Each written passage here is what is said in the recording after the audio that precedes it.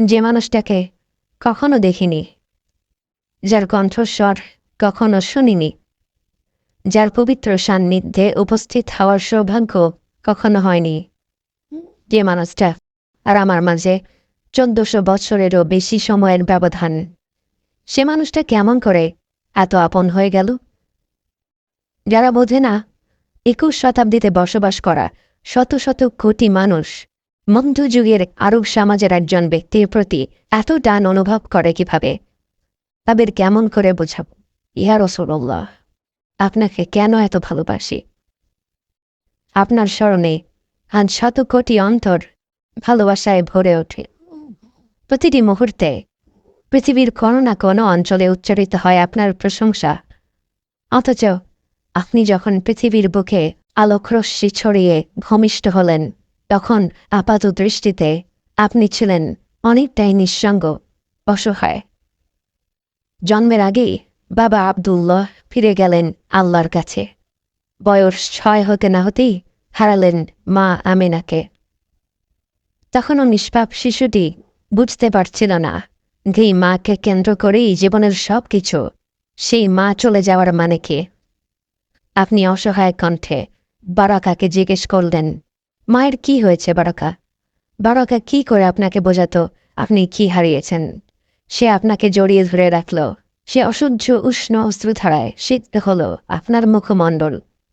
বাবা মারা যাওয়ার পর থেকে যে দাদা আপনার দায়িত্ব নিয়েছিলেন, সে আব্দুল মুত্তালিবও ইন্তেকাল করলেন বছরখানেক পর। আপাত দৃষ্টিতে এ বিশ্বের বুকে 8 বছরের সেই নিষ্পাপ বালকটি জানা ছিল সবচেয়ে একা, সবচেয়ে অসহায়, সবচেয়ে বঞ্চিত। বাস্তবে আপনার রব আপনার জন্য প্রস্তুত করে রেখেছিলেন এমন এক বিস্ময়কর অভিযান, যার দীপ্তপ্রভা স্থানকালের বাধা ছেদ করে ছড়িয়ে পড়বে সর্বত্র। বহু বছর পর আপনার রব আপনার কাছে আয়াত নাজিল করে বলেন, ওয়াত্তুহা ওয়াল-লাইলি ইযা সাজা, উজ্জ্বল দিনের কসম এবং রাতের কসম যখন তা নিঝুম হয়ে যায়। মা ওয়াত্তা'আকা রাব্বুকা ওয়া মা ক্বালা, তোমার রব তোমাকে কখনো পরিত্যাগ করেননি এবং তোমার প্রতি অসন্তুষ্ট হননি। ওয়ালাল আখিরাতু খায়রুল লাকা মিনাল উলা, নিঃসন্দেহে তোমার জন্য পরবর্তী যুগ পূর্ববর্তী যুগের চেয়ে ভালো। ওয়ালাসাউফা ইউ'তিকা রাব্বুকা ফাতারদা, আর শীঘ্রই তোমার রব তোমাকে এত দেবেন যে তুমি খুশি হয়ে যাবে। আলাম ইয়াজিদকা ইয়াতীমান ফাআওয়া, তিনি কি তোমাকে এতিম হিসেবে পাননি, তারপর তোমাকে আশ্রয় দেননি? ওয়াওয়াজাদাকা দাল্লান ফাহাদা, তিনি তোমাকে পথ না পাওয়া অবস্থায় পান, তারপর তিনিই পথ দেখান। ওয়াওয়াজাদাকা আইলান ফাআগনা, তিনি তোমাকে নিঃস্ব অবস্থায় পান, তারপর তোমাকে ধনী করেন। فأما اليتيم فلا تقهر وأما السائل فلا تنهر وأما بنعمة ربك فحدث। কাজেই এতিমের প্রতি কঠোর হয়ো না, সাহায্য প্রার্থনাকারীকে তিরস্কার করো না, আর নিজের রবের নিয়ামত প্রকাশ করো। আপনার রব আপনাকে এই পৃথিবীর বুকে একাকী করে দিয়েছিলেন যেন তিনি, একমাত্র তিনি, তার পবিত্র ভালোবাসা আর মমতায় আপনাকে লালন পালন করতে পারেন। এবং কি অপূর্ব সেই ভালোবাসা, কি অপরূপ সেই প্রতিপালন! মহান আল্লাহর বিশেষ রহমতের ছায়াতলে বেড়ে ওঠা আপনি তাই কখনো শিরকের ধোঁকার শিকার হননি। তারুণ্যের সেই যাযাবর সময়টাতেও আপনি ছিলেন সব ধরনের অপকর্মের ঊর্ধ্বে। আপনার চরিত্রে সবাই এতটাই মুগ্ধ ছিল, আপনার বিশ্বস্ততায় সবার এত আস্থা ছিল যে তারা আপনাকে নাম ধরে না ডেকে ডাকতে লাগলো আল-আমিন, বিশ্বস্ত ব্যক্তি। বহু বছর পর যখন আপনি সত্যের পথে আহ্বান করা শুরু করে দিয়েছিলেন এবং আপনার বিরোধিতা করা মানুষের অভাব ছিল না, এমনকি তারা আপনাকে হত্যা করার পরিকল্পনা করছিল, সেই পরিকল্পনাকারীদের ধন সম্পদও আপনারই ঘরে ছিল। তারা যখন আপনাকে হত্যা করতে এসে দেখল সেখানে আপনি নেই, আপনার বদলে সেখানে আলী রাদিয়াল্লাহু আনহু আছেন, তখন আলী তাদের বলেছিলেন, আপনি তাকে সেখানে দেখে গেছেন, যেন তিনি যার যার সম্পদ তাকে তাকে বুঝিয়ে ফেরত দিয়ে দিতে পারেন। অর্থাৎ যে ব্যক্তিটি আপনাকে হত্যা করার পরিকল্পনা করছিল, তার বিবেচনায়ও আর সম্পদ নিরাপদে রাখার সর্বশ্রেষ্ঠ জায়গা ছিল আপনারই ঘর। আপনাকে যারা জনসমক্ষে মিথ্যুক আর জাদুকর বলেছে, তাদের মতেও সবসময় আপনিই ছিলেন আল আমিন, সবচেয়ে বিশ্বস্ত, সবচেয়ে নির্ভরযোগ্য ব্যক্তি। আপনার চরিত্র আর ব্যবহার এত মনোমুগ্ধকর ছিল যে স্বয়ং আল্লাহ তাআলা আপনার ব্যাপারে সাক্ষ্য দিয়ে বলেন, ওয়া ইন্নাকা লাআলা খুলুকিন আযীম, নিঃসন্দেহে আপনি অবশ্যই মহান চরিত্রের চূড়ান্তে। তরুণ বয়স থেকেই আপনার যে উপস্থিত বুদ্ধি ছিল, সেই গুণেই আপনি একদিন রূপান্তরিত হলেন বিশ্বের সর্বকালের শ্রেষ্ঠ নেতা হিসেবে। যেদিন কাবা শরীফের কালো পাথর কোন বংশের লোকেরা বসিয়ে দেবে তা নিয়ে এক বিরাট রেষারেষি শুরু হয়ে গিয়েছিল, সেদিন তারা আপনাকে আসতে দেখে বলল, ওই যে আল আমিন আসছে, ও যা সমাধান দিবে সেটাই হবে। আপনি মুহূর্তের মধ্যেই এমন প্রস্তাব দিলেন যে সকলে তাৎক্ষণিকভাবে মেনে নিল। একটি বড় কাপড়ের মাঝখানে কালো পাথরটি রেখে সেই কাপড়টির বিভিন্ন প্রান্তে প্রতিটি বংশের একজন প্রতিনিধি শক্ত করে ধরে রাখল এবং সবাই মিলে পাথরটিকে কাবা একেবারে কাছে নিয়ে গেল এবং পরিশেষে সবার নির্বাচিত প্রতিনিধি হিসেবে কাপড় থেকে পাথরটি তুলে আপনিই নিজ হাতে কাবার সেই গর্তে বসিয়ে দিলেন। মানুষের মধ্যে বিভেদ দূর করে দেওয়ার আপনার এই গুণ বিস্মিত করেছে মুসলিম অমুসলিম নির্বিশেষে সকল স্তরের বুদ্ধিজীবীদের। আপনাকে কেউ কিভাবে না ভালোবাসবে, ইয়া রাসূলুল্লাহ।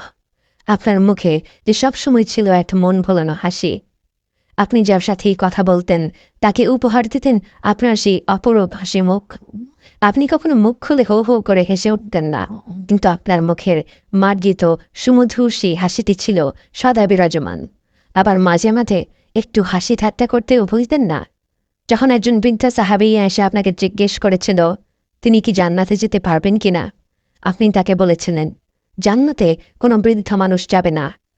যেই না তিনি আতঙ্কে কাঁদতে শুরু করে দিলেন, আপনি হেসে তাকে শান্ত করে বললেন, যে ব্যক্তি জান্নাতে যাবে সেই তার যৌবনকালে ফিরে যাবে।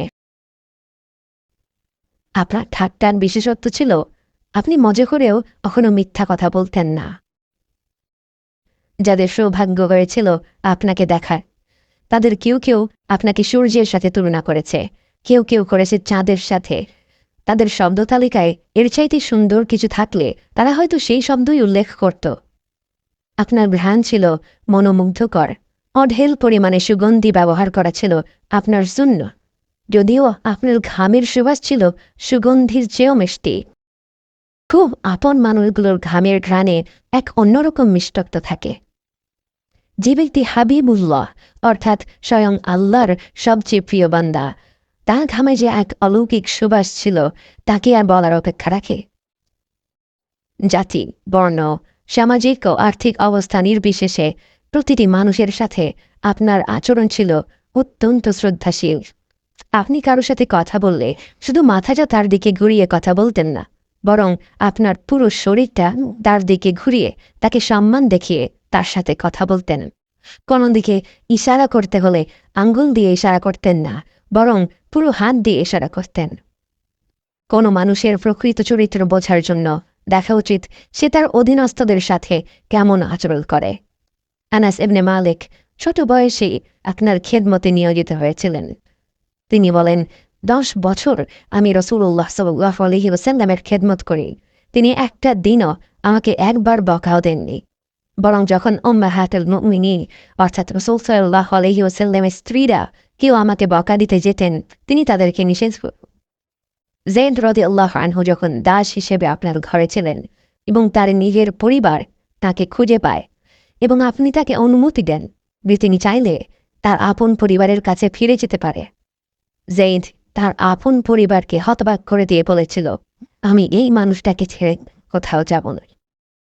যায়েদের বাবা বিক্ষুব্ধ হয়ে গিয়েছিল, বলেছিল, তুমি কি পাগল হয়ে গিয়েছ? একজন স্বাধীন মানুষ হয়ে নিজের পরিবারের সাথে না থেকে তুমি দাস হয়ে সারা জীবন যাপন করতে চাইছ?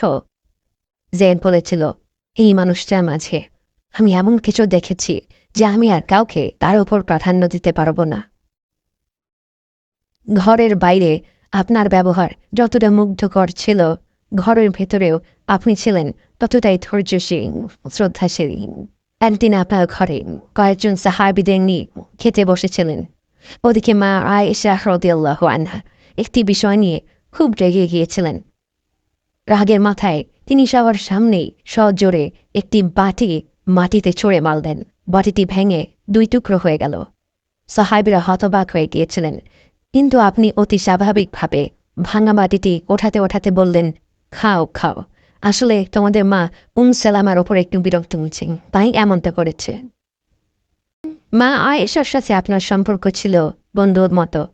তার সাথে আপনি দৌড়ের প্রতিযোগিতা করতেন, তার নানা ধরনের শখ পূরণ করার চেষ্টা করতেন।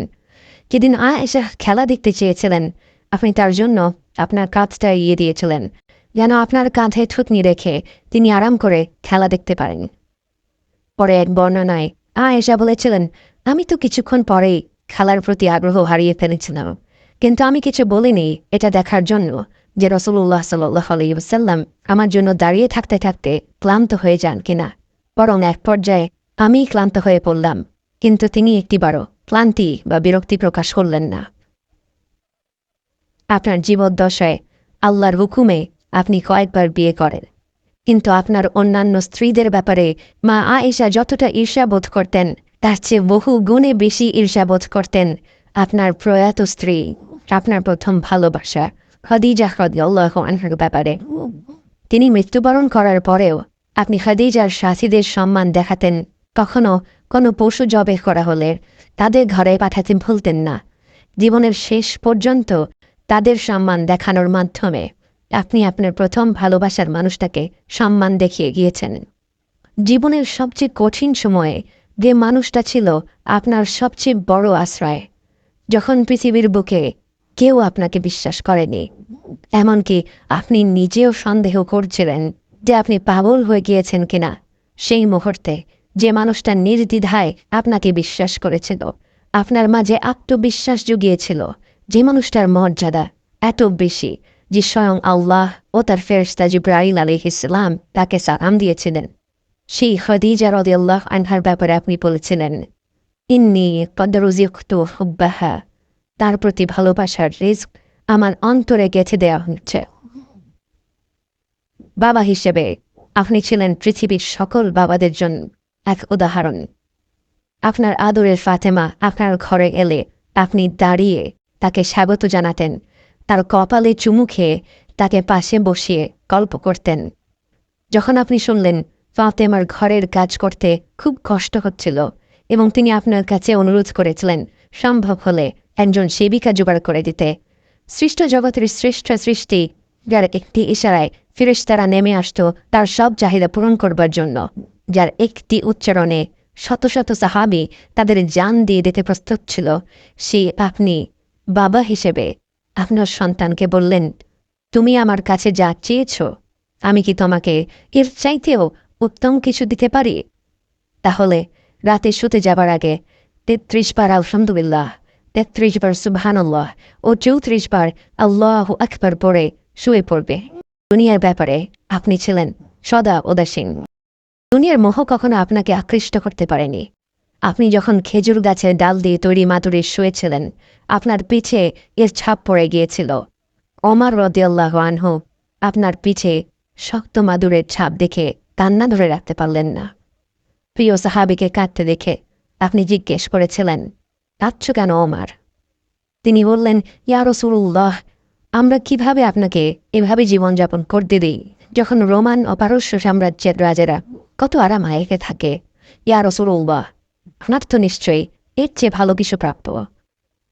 আপনি ওমরকে সান্ত্বনা দিয়ে বললেন, ওমর, তুমি কি এটা জেনে খুশি নাও যে তাদের আছে দুনিয়া আর আমাদের আছে আখিরাহ? যেদিন প্রচণ্ড ক্ষুধার তাড়নায় আবু বকর বেরিয়ে পড়েছিলেন, পেটে সারাদিন এক ফোঁটাও খাবার পড়েনি, তাই পেটে পাথর বেঁধে রেখেছিলেন, পেটটাকে চাপিয়ে রাখলে যদি ক্ষুধার অনুভূতি কিছুটা কম হয়। হাঁটতে হাঁটতে তখন তার দেখা হলো ওমরের সাথে, এবং ওমরেরও ছিল একই অবস্থা। পেটে সারাদিন এক ফোঁটাও খাবার পড়েনি, তাই পেটে পাথর বেঁধে রেখেছিলেন। তারা দুজন কিছু দূর হাঁটতে হাঁটতে যখন আপনার দেখা পেল, তারা দেখল আপনার পেটে তিনটা পাথর বাঁধা, কারণ পৃথিবীর শ্রেষ্ঠ মানব, আল্লাহর সবচেয়ে প্রিয় বান্দা গত 3 দিন ধরে না খেয়ে আছেন, অথচ আপনার মুখে এক মুহূর্তের জন্যেও কোনো অভিযোগ ছিল না। যদি কখনো কোনো খাবার আপনার পছন্দ হতো, আপনি তার প্রশংসা করতেন। পছন্দ না হলে সে খাবারটা আর নিতেন না। কখনো রান্না নিয়ে সমালোচনা করতেন না। ভালো খাবার থাকলে আল্লাহর প্রতি কৃতজ্ঞতা প্রকাশ করে সেটা খেয়ে নিতেন। খাবার দাবার না থাকলে হাসি মুখে বলতেন, তাহলে আমি রোজা। তায়েফবাসীরা যখন আপনার আহ্বান প্রত্যাখ্যান করে পাথর মেরে আপনাকে এমনভাবে রক্তাক্ত করে ফেলে যে আপনার জুতোর সাথে পা আঠার মতো লেগে থাকে, আপনি প্রায় অবচেতন হয়ে যান। জ্ঞান ফিরে পেয়ে আপনি আল্লাহর কাছে হাত তুলে কোনো অভিশাপের দোয়া না করে আপনি বললেন, আল্লাহ, তুমি যদি আমার উপর রাগ না করে থাকো, তাহলে এসবের কোনো কিছুই আমি পরোয়া করি না। আপনি আল্লাহর পরিপূর্ণ রহমত এবং ক্ষমা লাভ করে ফেলেছেন, তা জানা সত্ত্বেও আপনি রাত জেগে নামাজ পড়তেন। এত দীর্ঘ সময় ধরে নামাজ পড়তেন যে আপনার পা ফুলে যেত। মা আয়েশা রাদিয়াল্লাহু আনহা যখন জিজ্ঞেস করলেন, আপনি কেন এত কষ্ট করেন যখন আপনার এমন কোনো ভুল ত্রুটি নেই যে আল্লাহ ক্ষমা করেননি? আপনি বললেন, আফালা আকুনা আবদান শাকুরা, আমি কি কৃতজ্ঞ বান্দা হব না? আপনাকে কি করে ভালো না বাসি ইয়া রাসূলুল্লাহ, যখন আপনি আমাকে ভালোবেসেছেন সেই 1400 বছর আগে, যখন আপনি আমাকে মিস করতেন, আশা করতেন যেন আমার সাথে দেখা করতে পারেন, অথচ তখনও আমি জন্মই হইনি। সেদিন সাহাবীরা আপনার চোখে পানি দেখে বলল, ইয়া রাসূলুল্লাহ, আপনি কাঁদছেন কেন? আপনি বললেন, আমার ভাইদের খুব দেখতে ইচ্ছা করছে। সাহাবীরা বললেন, আমরা কি আপনার ভাই নই ইয়া রাসূলুল্লাহ? আপনি বললেন, না, তোমরা আমার সাহাবী। আমার ভাই হলো তারা যারা আমার পরে আসবে এবং আমাকে কখনো না দেখেও তারা আমাকে বিশ্বাস করবে। মৃত্যুশয্যায় শোয়ে আপনার অন্তরে এই চিন্তা ছিল যে আমাদের পরিণতি কি হবে। উম্মতি উম্মতি বলতে বলতে আপনি আপনার রবের নিকট ফিরে গিয়েছেন। আজ আমরা আপনার উম্মতের অংশ। বিশ্বজুড়ে আপাত দৃষ্টিতে আমরা হচ্ছি সবচেয়ে অপদস্থ, নিরুপায়, পরাজিত, লাঞ্ছিত, অথচ বাস্তবে আপনার উম্মতের অংশ হওয়া যে গোটা বিশ্বের সব সম্পদ পাওয়ার চেয়েও মূল্যবান ব্যাপার। আজ আমার মনে যত আশা, যত আকাঙ্ক্ষা, যত স্বপ্ন, যত চাহিদা, সব কিছু পেয়ে গেলেও নিজেকে এতটা সৌভাগ্যবান মনে করতাম না যতটা মনে হয় আজ আপনার উম্মতের একজন হতে পেরে। কাল হাসরের ময়দানে যখন গোটা মানব জাতি এক নবী থেকে আর এক নবীর কাছে ছুটে যাবে, আল্লাহ যেন বিচার প্রক্রিয়া শুরু করেন এবং প্রতিটি নবী নাফসি নাফসি বলে মানুষকে ফিরিয়ে দিবে। অবশেষে যখন সবাই আপনার সামনে হাজির হবে এবং আপনি গোটা মানব জাতির প্রতিনিধি হয়ে আল্লাহর সামনে সিজদা করবেন, সেদিন আপনার উম্মতের সদস্য হওয়ার পূর্ণাঙ্গ মর্যাদা প্রকাশ পাবে।